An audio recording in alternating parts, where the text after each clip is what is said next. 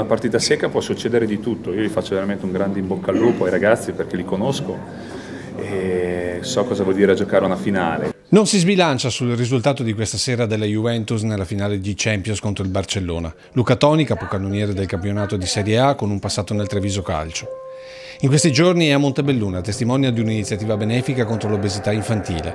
E proprio per questo il campione è sceso in campo per portare un messaggio preciso a tanti piccoli ammiratori che vorrebbero diventare un nuovo Luca Toni. Io ero un ragazzino come loro che aveva tanti sogni, poi ho avuto la fortuna di realizzarli e quindi sicuramente gli dirò queste cose perché anche io sono partito da un paesino in montagna a Modena, se mi avessero detto che vincevo la Coppa del Mondo così magari andavano tutti del matto e quindi penso che il bello del calcio è che può succedere di tutto, ma al di là di quello che secondo me se uno può diventare o non campione, l'importante come ho detto prima è fare sport che sia calcio o qualsiasi altra cosa perché fa bene, fa aggregazione, fa stare magari lontano da tutti sti computer, sti cose che secondo me bisognerebbe tornare un po' sui campi. E a proposito di campi, questo l'augurio alla Juve che si gioca tutto sul campo di Berlino. So che ce la metteranno tutti, incrociamo le dita perché se vince la Juve sicuramente ne trae beneficio tutto il movimento italiano.